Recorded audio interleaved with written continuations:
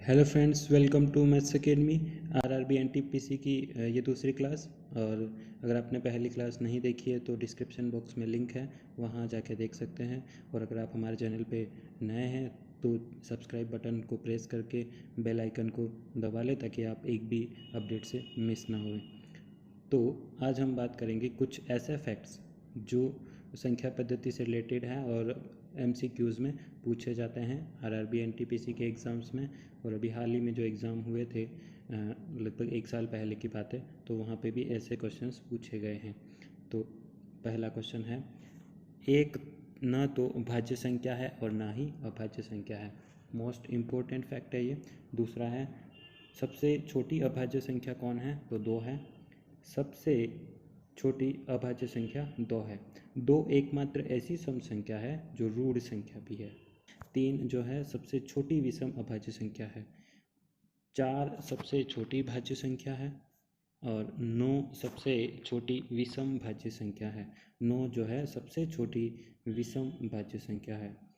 फिर है, 1 से 100 तक कुल अभाज्य संख्याएं कितनी होती है? कितनी बार एग्जाम में पूछा गया, एसएससी में, रेलवे में भी। और अभी आरआरबी एएलपी की वैकेंसी निकली थी, उसमें भी यही पूछा गया था। 1 से 50 तक कुल अभाज्य संख्याएं 15 हो जाएगी। 1 से 25 तक कुल अभाज्य संख्याएं 9 और 25 से 50 तक कुल अभाज्य संख्याएं 6 हो जाएगी। और इसी कड़ी को आगे बढ़ाते हुए 50 से 100 तक कुल अभाज्य संख्याएं 10 हो जाएगी। अभाज्य संख्याएं क्या होती है हमने पिछले वीडियो में देख लिया था। इसी तरीके से 1 से 100 तक की संख्याओं में शून्य के अंक कितने होते हैं जिनमें शून्य आए? ऐसे क्वेश्चन पटवारी एग्जाम में भी पूछे जाते हैं, यूपी पटवारी, आरआरबी एनटीपीसी में भी पूछे जाते हैं। 1 से 100 तक की संख्याओं में 1 के अंक कितने हैं? 1 के अंक जिनमें 1 1 आए, जैसे 111, 11, 21, 31, है ना, इस तरीके के अंक आए, वो कितने हैं? टोटल 21 अंक है। ऐसे 1 से 100 तक की संख्याओं में 2 से 9 तक प्रत्येक अंक कितनी बार आते हैं? 20 बार आते हैं। Most important question. अगला है, 1 से 100 तक की संख्याओं में कुल अंक कितने होते हैं? इसका कहने का मतलब क्या है कि जो हम लिखते हैं ना, जैसे 1 2 3, ऐसे टोटल अंक कितने हैं पूरे 1 से 100 तक? Most important question. तो कैसे निकालेंगे? 1 से 100 तक पहले इकाई अंक निकालना है। जैसे 1 से 100 तक इकाई अंक, जो पीछे वाले अंक होते हैं इन्हें इकाई अंक कहते हैं। जो सबसे राइट मोस्ट डिजिट होता है उसे इकाई अंक कहते हैं। तो ये 100 ही होते हैं, क्योंकि 100 तक नंबर है तो 1 से लेके 100 तक 100 ही होंगे। फिर दहाई अंक, इसकी बात हो रही है। ये ऐसे कितने अंक हैं? वो 91 अंक हैं। कितने अंक हैं? ऐसे 91। 1 से 100 तक सैकड़ा के अंक कितने हैं? एक ही है, ये रहा, और 91। और इन सबको अगर प्लस कर दिया जाए तो हमें मिल जाएगा 192। ये बात समाप्त हो गई। इस तरीके से हम सीख सकते हैं 1 से 100 तक की संख्याओं में कुल अंक कितने होते हैं। नेक्स्ट है, अब हम कुछ भाजकता के नियम देख लें। भाजकता के नियम क्या क्या हैं? जिस संख्या के अंकों के अंत में 0 2 4 6 8 हो तो वह संख्या 2 से भाज्य होगी। इस तरीके से इसका इकाई अंक 0, इसका इकाई अंक 8, इसका इकाई अंक 4। इस तरीके की जो संख्याएं होगी वो सारी 2 से भाज्य होगी। फिर 3 से भाजकता का नियम क्या है? जिस संख्या के अंकों के योगफल में 3 का पूरा पूरा भाग चला जाए तो वो संख्या 3 से भाज्य होती है। कैसे? जैसे मान लो इतनी बड़ी संख्या दे दी और इन सबको अगर आपने जोड़ लिया, 8 5 13 13 और 7 20 20 और 26 और 1 27 आ गया। अब ये अगर 27 में अगर 3 का भाग पूरा पूरा जाता है तो हम कहेंगे कि ये संख्या जो है 3 से भाजक हो जाएगी, पूरी 3 से विभाजित हो जाएगी। अगला है, इस तरीके के एक एग्जाम्पल यहाँ और देख सकते हैं। जैसे मुझे 701 को डिवाइड करना है 3 के साथ, तो किस तरीके से कर पाएंगे? 7 और 1 को ऐड कर ले अगर तीनों को तो 8 हो जाएगा। पर 8 क्या 3 से डिवाइड है? नहीं है, 8 तो डिवाइड है ही नहीं। तो ये कौन सी हो जाएगी? जो 3 से विभाजित नहीं होगी। क्लियर? यहाँ पे जो ये थोड़ा सा गलत हो गया फ्रेंड्स, यहाँ 7 1 1 होना चाहिए। इसके लिए हम क्षमा प्रार्थी है आपके। 7 1 और 1 9 हो जाएगा, और 9 को जब हम 3 से डिवाइड करेंगे तो यहाँ पे 3 मिल जाएगा। क्लियर? तो ये हमारा भाजकता का तीसरा नियम कंप्लीट। अगर 4 से भाजकता का नियम हो जिस संख्या के इकाई व दहाई के अंकों में 4 का पूरा पूरा भाग चला जाए तो वह संख्या कौन सी हो जाएगी, 4 से विभाजित हो जाएगी। कहने का मतलब जैसे मैंने कहा कि एक नंबर है, एक नंबर में कोई सा ले लूँ, 1 to 8 ले लिया। अब आपका इसका इकाई अंक 8 है और दहाई अंक कितना है, 2। अगर इस 28 में पूरा 4 का भाग जाता है, इस 28 में अगर पूरा 4 का भाग जाता है तो मैं कहूँगा कि ये पूरा नंबर जो है 4 से भाग हो जाएगा इसका। कहने का मतलब इस एग्जाम्पल से समझ सकते हैं, 15,396, इस 96 में अगर 4 से पूरा भाग जाएगा तो हम कहेंगे ये पूरी संख्या भी 4 से विभाजित हो जाएगी। इस तरीके से समझ सकते हैं। इसके बाद 5 से विभाजिता का क्या नियम है, जिस संख्या के अंत में या तो 0 आ जाए या फिर 5 आ जाए तो हम कहेंगे पूरी संख्या जो होगी 5 से विभाजित होगी। इस तरीके से इसका इकाई अंक 5 है, इसका इकाई अंक 9 है। 6 से विभाजिता का नियम क्या कहता है, दो जो संख्याएं 2 व 3 से पूरी तरह विभाजित हो वो संख्या 6 से विभाजित होगी। कहने का मतलब क्या, जैसे अगर 5,730 अगर 2 से विभाजित है पूरी, क्योंकि है 2 से विभाजित क्योंकि पीछे 0 आ रहा है, और जो पीछे 0 आ रहा है इसका मतलब क्या है, 2 0 2 4 6 और 8 जिसके अंदर भी आ जाए, जिसके इकाई अंक में आ जाए संख्या के, उसे हम कहते हैं 2 से विभाजित है।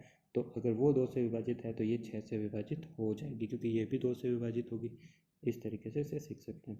7 से विभाजिता का नियम, दी गई संख्या के इकाई अंक को दोगुना कर दें। क्या मतलब है इसका, जैसे मैंने कहा 343, दी गई संख्या यह है 343, इकाई अंक को दोगुना कर दे, इस इकाई अंक को दोगुना कर दे, 3 का डबल कितना हुआ, 6, और इसमें से अगर घटा दे 34 में से 6, इन 34 में से अगर 6 को घटा दे तो आंसर आएगा 28। और अगर ये जो 28 आया है, इस 28 को अगर 7 से हम क्या कर दें, भाग दे दें, इस 7 से इसे भाग दे दें तो हम कहेंगे कि अगर ये 28 अगर इसमें भाग चला जाता है तो 343 भी पूरी तरह से विभाजित हो जाएगी। इस तरीके से सीख सकते हैं। अब मान लो कोई संख्या है, यदि कोई संख्या समान अंकों की पुनरावृत्ति से 6 अंकों तक ही हो तो वो संख्या भी 7 से विभाजित होगी। कहने का मतलब सपोज करो कि 6 6 6 6 6 और 6 है ना, कितने अंकों तक है ये, 6 अंकों तक, और ये भी कब 7 से विभाजित होगी।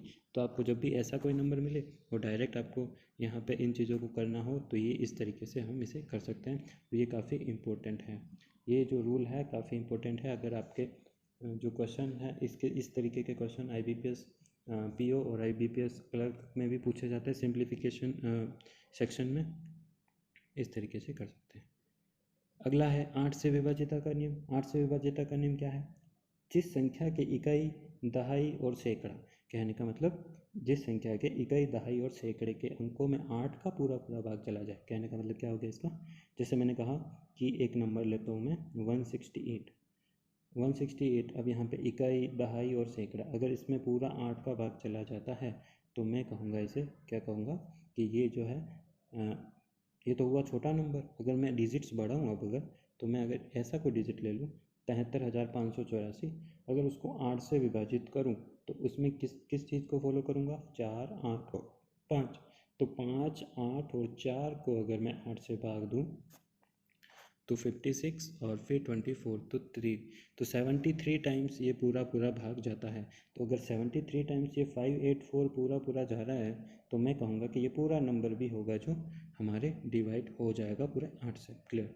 9 से भाजकता का नियम। 9 से भाजकता का नियम क्या कहता है फ्रेंड्स, जिस संख्या के अंकों के योग में 9 से पूरा पूरा भाग चला जाए उसे क्या कहेंगे, 9 से भाजकता का नियम कहेंगे। जैसा हमने 3 के भाजकता नियम में देखा था कि जो जो संख्याएं होती थी उन सबको अगर प्लस कर लिया जाए, जैसे यहाँ पे एक नंबर है 47,691, तो इन सबको अगर प्लस कर लूँ मैं 4 को 7 को 6 9 और 1 को तो 27 आएगा, और 27 तो 9 से भाज्य होती है, मतलब ये बड़ी संख्या है पर ये भी 9 से भाज्य होगी। इस तरीके से 11 से भाजकता का नियम, जिस संख्या के सम स्थानों के अंकों और विषम स्थानों के अंकों का अंतर 0 हो या 11 हो तो उसे हम कहेंगे कि ये 11 से विभाजित हो जाएगी। किस तरीके से इसे समझें, जैसे मैंने कहा कि 9, ये वाली संख्या मैं ले लेता हूँ एक बार के लिए, 9 5 7 4 4, सम स्थानों और विषम स्थानों और सम स्थानों का मतलब है अल्टरनेट डिजिट लेने हैं।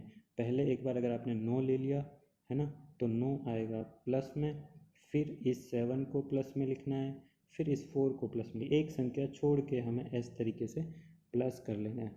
फिर जो बची हुई संख्याएं हैं उन सबको प्लस कर दो, है ना।